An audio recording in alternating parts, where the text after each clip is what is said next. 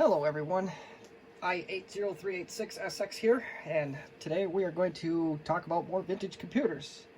Before I get to the start of the show, I want to talk briefly about this Compaq Contura Aero 425 that I recently inherited. The person I got it from said the hard drive didn't work and the screen didn't work anymore. The good news is I was able to very quickly fix one of the two problems. The description that the person I got it from said that this was typical symptoms of a bad inverter. But as you can tell, our screen is good, and all I had to do was adjust the brightness on it. So, cheapest fix in the world. The other issue involves the Quantum Pro drive that came with it. It just clicks and spins and doesn't do anything. As far as the Contura went, I put a Western Digital 540 megabyte hard drive I had laying around. I believe it was a WDAL2540. That's little stuff like that, and it actually came with some cool stuff. The floppy drive is like a PCM CIA. It actually still works. It looks like it wasn't built with a belt. Just a very fascinating machine. But I'd still like to get this guy going if possible. So I think we talked enough about the Contura Aero 425. So I'm going to get rid of that and get that out of the way.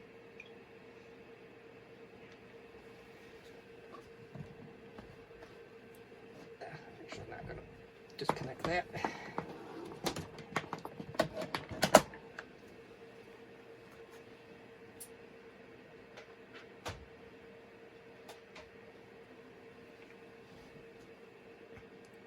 Okay, so there is the Quantum Pro Go drive, rather. I want to say Pro drive was its desktop counterpart. And after a few seconds or minutes of research on YouTube and going through a few channels, there was someone else with a Contura Aero 425 that had the same problem, but I think he taped up one bumper and got his to work. There was another person that I think was like 80 YouTube user 80s Compaq PC that said there's a second rubber bumper that needed to be attended to, and which linked to another YouTube video of someone that had an Apple SCSI version of this Google drive, and theirs were too late. It was too far gone. I'm hoping that this one isn't too far gone, and because you can never have enough vintage hard drives. So, anywho, so I did a little bit of research before I made this video, and I don't know, honestly, there are indeed two rubber bumpers, and unfortunately trying to find rubber that matched those bumper size didn't work, so, or rather, excuse me, I should say the rubber bumpers that are supposedly with this drive can't just be taped off, or some of them were so far gone that you have to replace them. Now, after a little bit of research on the Go drives, I did buy some silicone hose. It's a smaller of the two, nice wrapped up in a bow tie. That's pretty fancy, right? And I'm hoping between that we can get this drive going again. And it's a lot of hodgepodge things put together, pieces had to be put in place. That's where I got the measurements from. And the first silicone tubing has an inside diameter of 1 millimeter and an outside diameter of 3 millimeters. The second larger one, the inside diameter is 4 millimeters and the outside is 6. Anywho, I'm going to stop blabbing here and we're going to tear this thing apart. And you want to have a T6 hex, or T6 torx, rather. Tripping over my words today.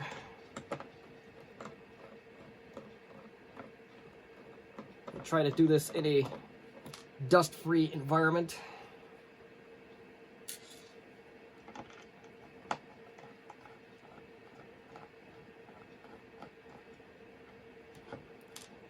And yeah, don't lose your screws.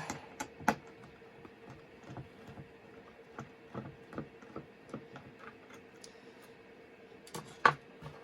the cover lifts off. There may be a couple stickers. Warranty void if removed. Quantum's long out of business, so I think we're safe there.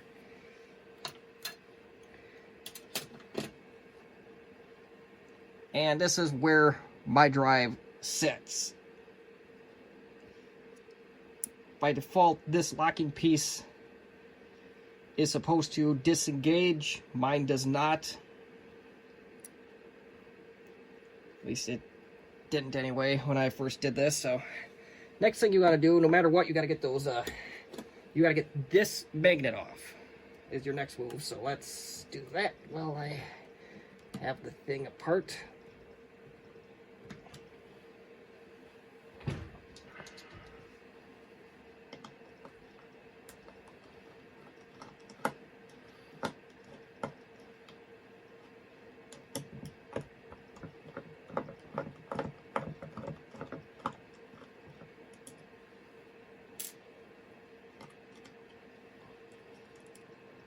Trying to grab it here. There we go.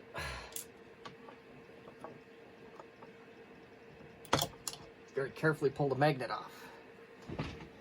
If I can get this thing to focus, this guy is basically turning into goo. And you can tell on the, I'll bring up the drive closer to the camera. This is where that rubber bumper would go, and you see it's starting to turn green. So that means that thing is all but out. Or on its way out. So this one was a little bit difficult to measure, but I think we got it. Just took a good old-fashioned digital caliper, Harbor Freight style, and I just loosely, so this is about 5.7 going that way, and I tried my very best to estimate this with the rubber, trying to get that piece, and it's about 4.4. This part I did not measure, but here we're going to do it together.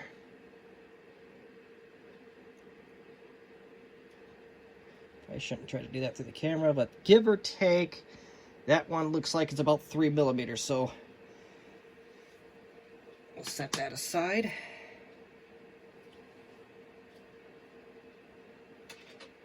And before I continue, I'm going to get something to put this platter in when I get to that point.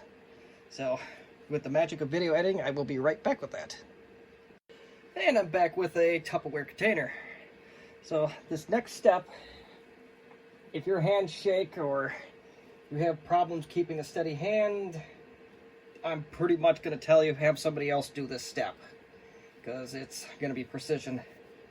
I'm also going to wear, these are supposedly anti-static gloves. I don't know if that's entirely true, but at any rate, I don't want to get any dust or fingerprints on the platters, which will all but guarantee this drive's demise. Also gotta try and find something to put between the heads. There is rumor has it that if the heads touch, the drive is gone. So I like to save this drive, so I don't want to risk it.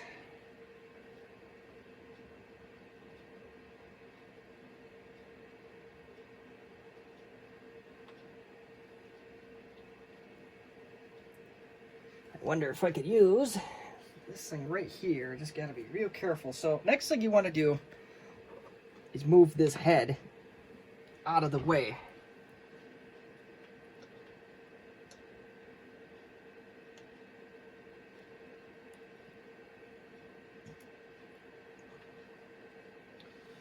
Alright, probably not the best idea. Try to put that back. I'll try to find something else. That probably wasn't a good thing what I just did, but maybe something as simple as if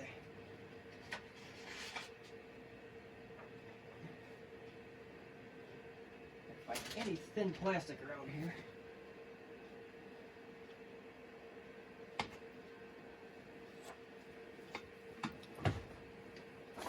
Probably not ideal to use a piece of paper, but that's all I can literally find right now, so that's what we're going to use.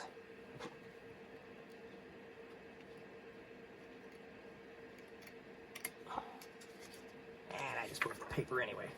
Oh well, since the heads are already touching inadvertently, I'm just gonna, we'll give it up the chance on this one. The good thing about this channel, you may live with it, die with it, everything on this channel is pretty much unscripted. So that next thing you want to do is get this screw off. It's a very tiny Phillips head. May have to, there we go, now it's starting to turn. Some of them are very tight. And this drive is a single platter, so that does work in our favor, but if you have a double platter, you gotta be real careful when you do this. So if those platters get out of their original alignment, that's a lot tougher job. So I'll try and get this out without scratching or doing anything stupid. There we go.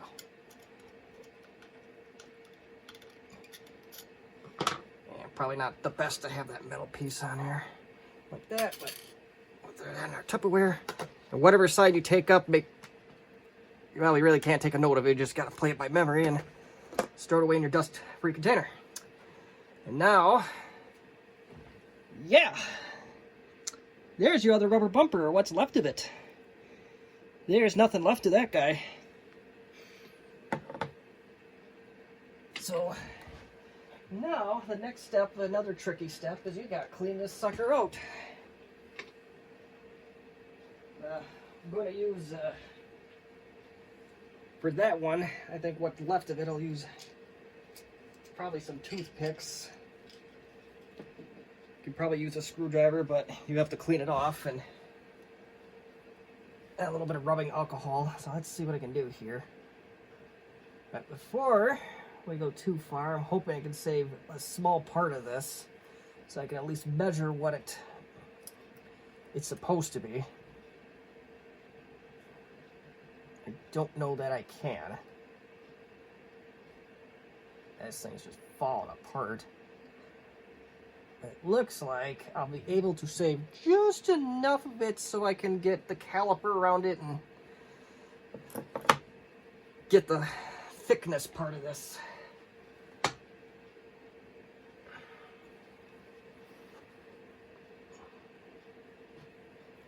Let's see what I can do here.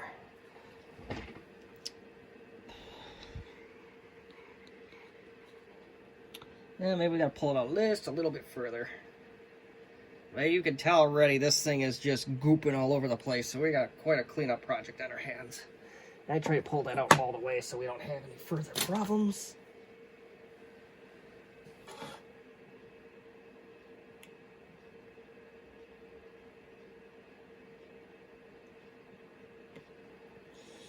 And I just pretty much disintegrated it by doing, oh no, I got enough of it, I think I can do it.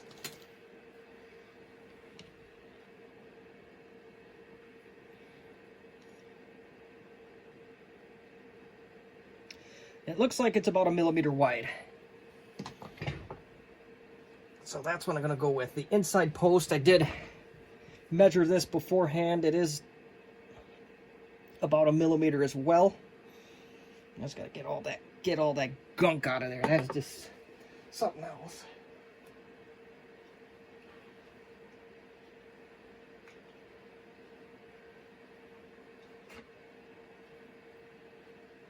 Others have tried to clean these out with rubbing alcohol. That's exactly what I'm going to do with this one too. So I'm going to go get that rubbing alcohol, and I'm going to do that, and then I'll be back with the magic of video editing.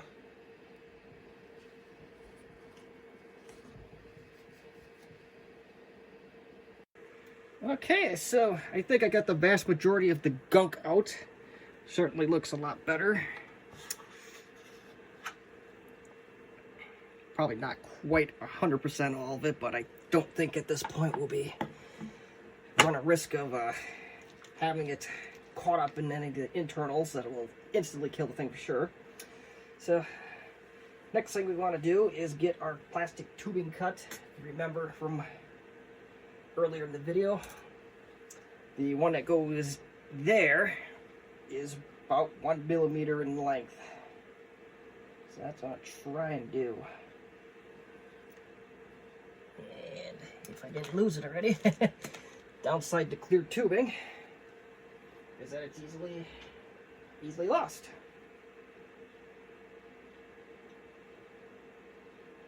And I definitely made it too big.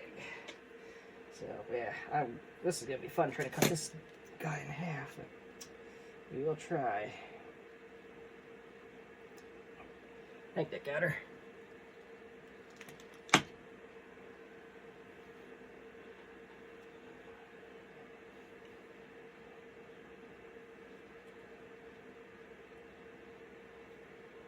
Oh, there it is. 1 millimeter, 1.1. That should be a winner.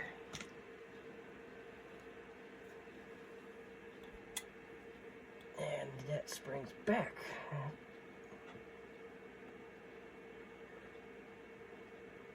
And that might even be too big. I gotta take a look at this.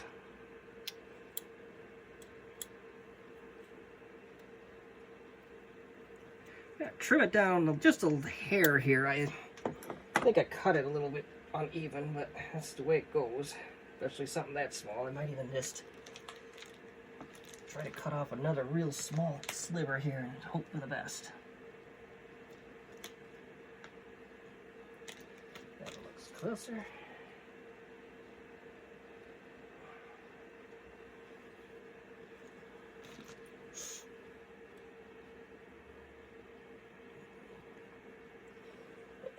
Okay, this is going to prove to be harder than it looks.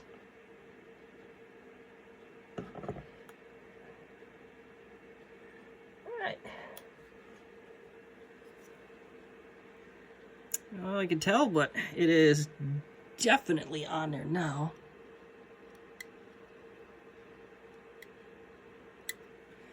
So next one we want to do is the slightly thicker tubing for the magnet side. I'll get that piece out of there.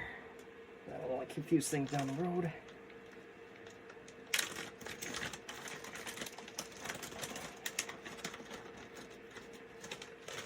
And this particular one was about 3 millimeters wide, or 3 millimeters in length. So that's what I'll try to go for.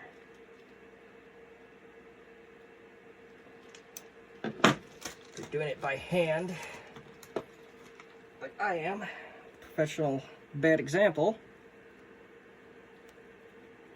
maybe some trial and error. 2.5. We'll give that a go.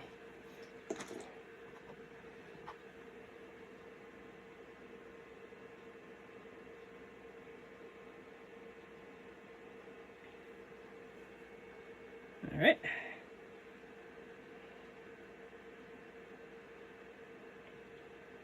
Maybe better ways to cut these, I am not sure, but now at this point you will want to get your anti-static gloves back on, and we'll put our platter back.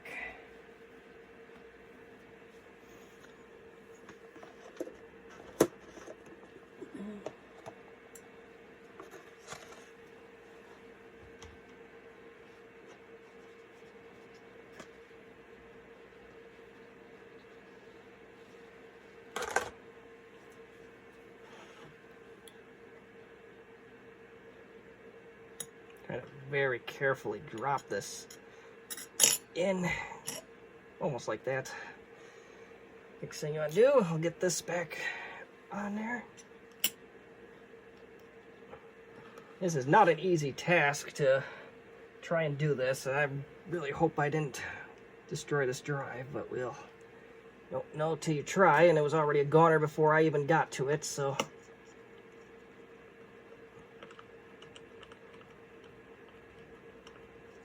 Alright. Looks like it's on Nice and tight now. There's already some dust settling on the drive, but these older drives, they do have a higher tolerance for that than, say, your 2 terabit drives. Now I'm going to try to get that head back in place.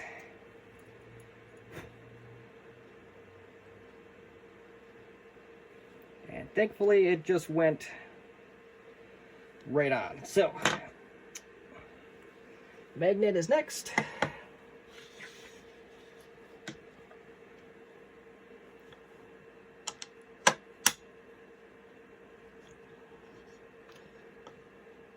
Okay. And maybe missing a trick here, but that wouldn't line up for me. Alright, now I think we're lined up, so next thing would be those 2 screws.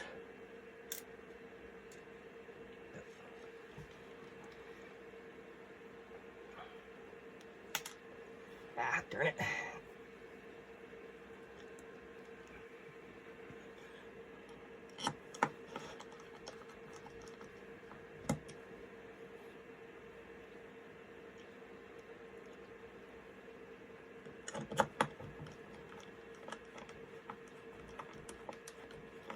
Alright, so that should conclude the part of the stuff you have to do with the internals open, rather.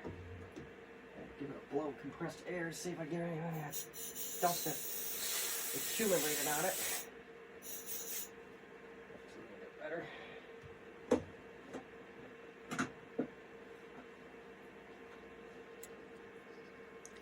And looks like we're in business, so we'll get the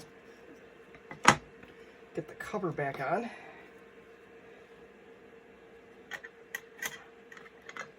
You can choose to operate it without the cover, but I don't exactly recommend that. Yeah, my warranty sticker got in the way the first time around.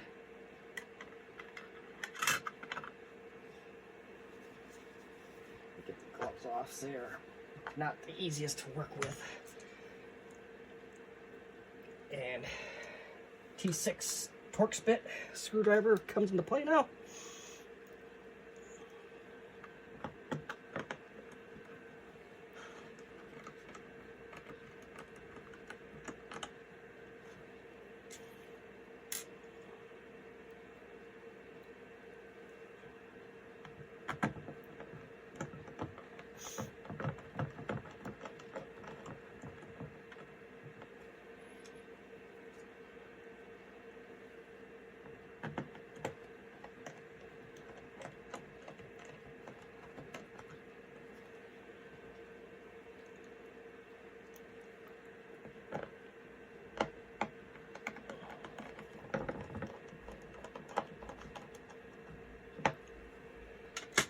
And we're back together. So the magic of video editing, I'm not actually going to put this in the Contura, but I will put this in another computer where I can read this so we can see if our repair was ultimately successful. Okay, so I do have that hard drive in a computer. It is directly to the right of the WD green drive. Very crudely, but it does do the job. These early 90s drives, there's no early 90s drive in the world that is going to detect a USB enclosure, so you got to go either tear apart the computer that it goes to, or you got to do it this way. Oh, let's see. It's going to be dark here. Let's see if I can turn this computer on.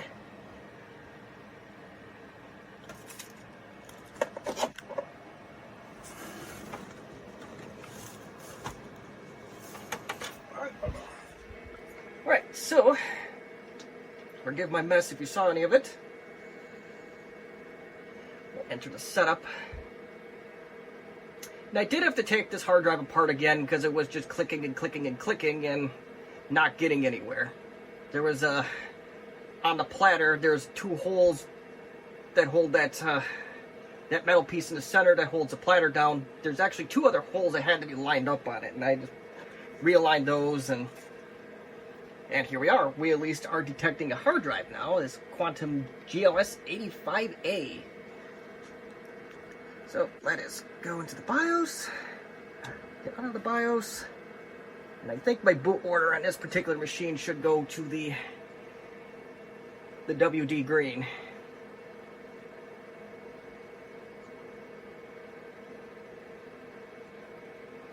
And yes, I do have Windows 8.1 on this particular computer. I know, probably not the best thing in the world, but it does the job. This is some old DDR2 white box clunker that I just keep around for these kind of things, and the IDE ports come in real handy.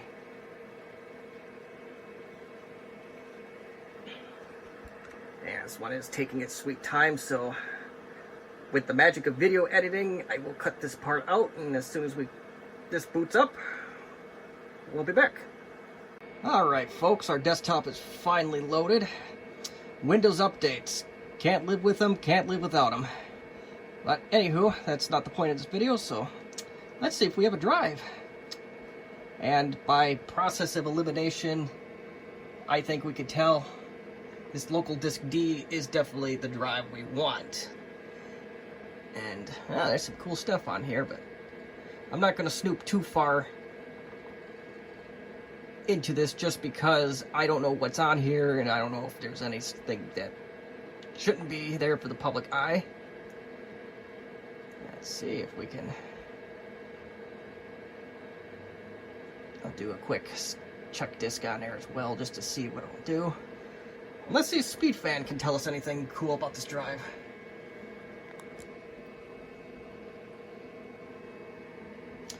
Little advice for all you out in YouTube world: don't use a WD green as a boot device. These things are intolerably slow.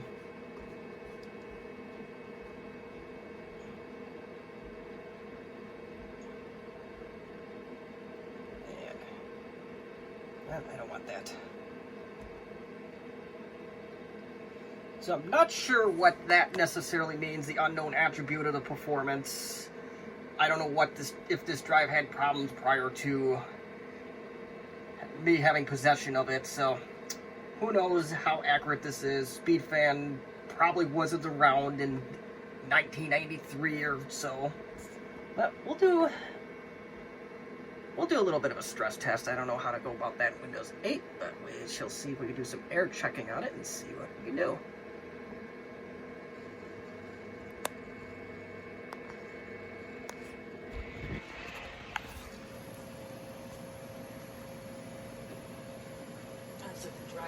Let's try defragment once.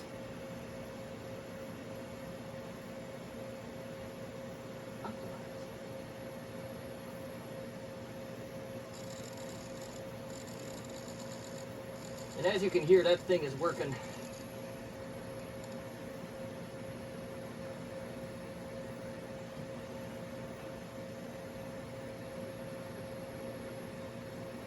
The hard drive light isn't solid. I don't know, who knows?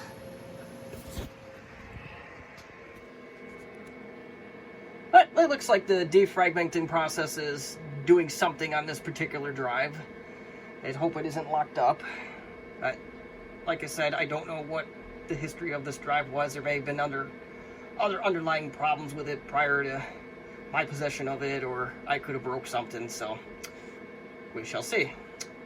Until then, if you have any questions, comments, or constructive criticism, please feel free to leave them in the comment section, and I will answer your questions to the best of my ability. Thank you again for joining me in on another vintage computer repair. So there is a little bit of a bonus round with this particular video. I wasn't satisfied with the results that the check disk or the optimization we're providing, so I wanted to, what we're going to do is we're going to copy the contents of this drive off to the desktop. As you can see, it's got about 7 megs free out of the possible 85 or so. So copy everything and we'll see what we can do. And that's going.